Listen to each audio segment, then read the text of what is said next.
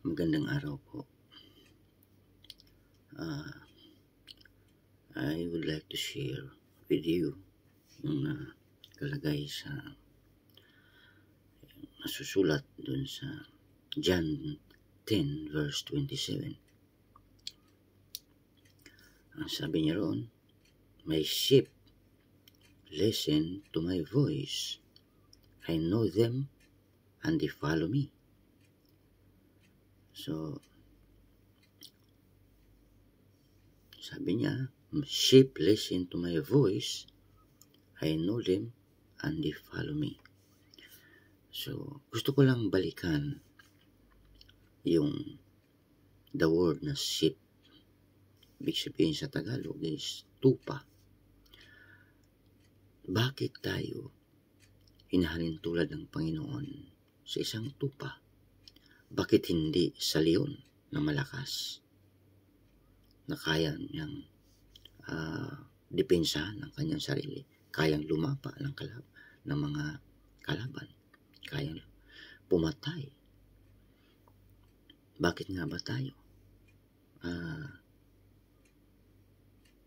hinalin tulad sa tupa?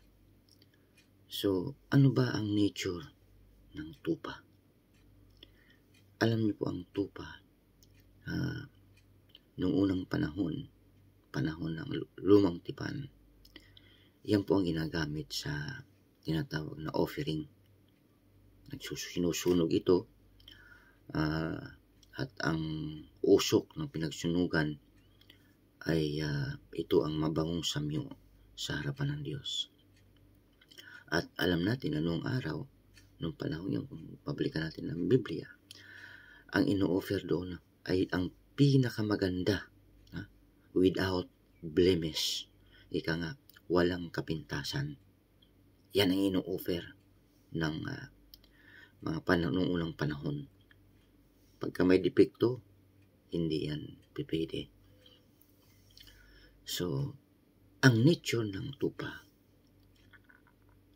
ay mahina. Hindi niya kayang protektahan ang kanyang sarili, no? Sa mga mababangis na hayop. Alam niyo po, bakit tayo hinalin tulad ng Panginoon dito sa tupa? Kasi nga po, ang sabi nga, apart from me, we can do nothing. Tayo bilang tao, ang nais ng Lord ay maging totally dependent tayo sa Kanya. We cannot fight the devil. Wala pong sinabi ang Biblia na fight the devil. We cannot. Bilang tao, we cannot fight him. The only thing we can do is to resist him, not to fight him. Resist him, not by your strength, but in the name of Jesus Christ. It is only by faith we can resist the devil. Yan po ang totoo niyan.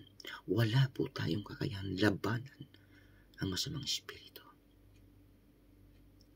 maliban na tayo ay mayroong pananampalataya sa Diyos, at in the name of Jesus Christ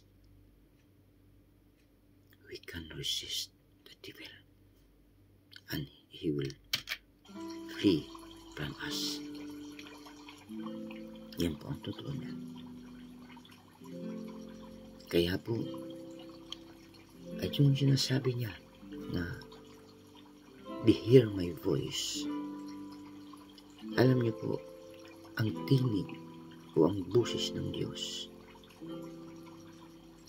ay pagpapala sa atin.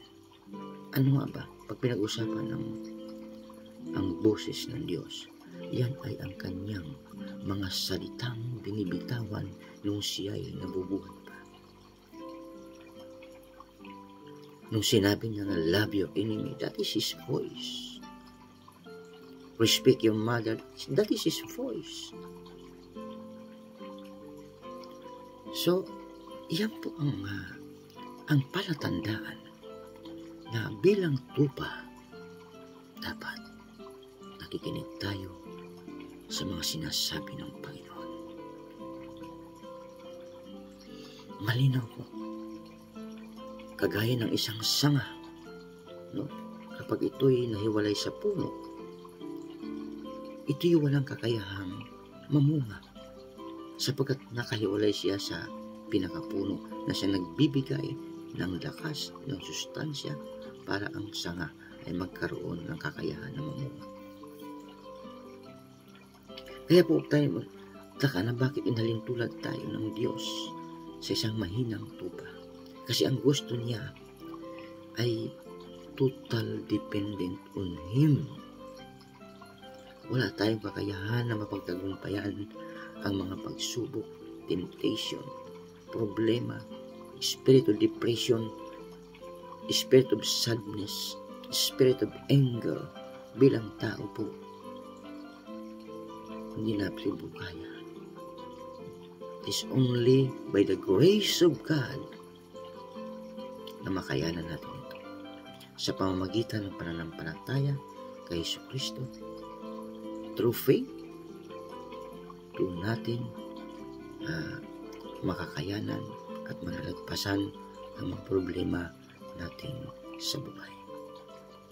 Pero tandaan niyo po, hindi nangangahulugan na pag tinanggap natin ang Panginoong Jesucristo ay malaya na tayo sa anumang mga bagay na tinatawag na problema. Ang kaibahan lamang po,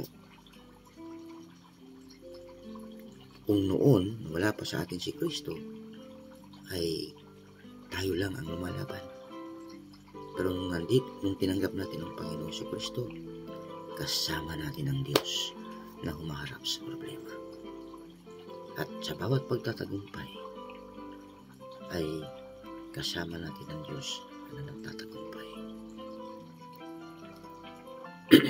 At bilang panghuli, gusto ko lang pong ipaalam sa inyo na sabi ng Panginoon, whatever it may be, just remain faithful in Him. Merong maraming dumarating na problema na kung minsan ikababagsak ng ating pananampalataya. But please, just remain in Him. Sabi nga ng Lord, remain in me, sabi na sa John, and I will remain in you, and my words will remain in you.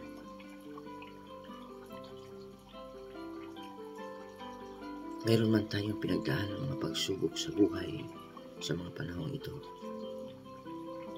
lagi po nating alalahanin na lahat ng sumusunod sa Kanya kailangan mayroong pagdadaanan. At sa sandaling mapagtagumpayan niya ang Kanyang mga pinagdadaanan, ang ating pinagdadaanan, ang iyong pinagdadaanan, doon tayo tumatatag at doon natin masasabi ng ating pananampalataya ay lumalago.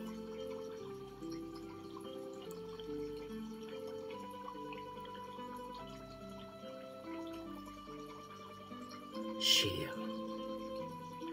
your faith. Gamitin natin ang social media. Maaaring may mga tao na madaanan ng ating mga social media na at mayroong kapayagan ng katotohanan. Malay natin, mahagip sila. It will lead them to salvation. Let us share the truth. And we know that the truth is Jesus Christ. And the Bible says, then you will know the truth, and the truth will set us free. God bless you all. Pagpalain kayo ng Panginoon. Sumain nyo nawa ang kapayapaan at pagpapala ng Diyos na buhay. Purihin ka magpakailanman. sa pangalan ni Jesus. Amen.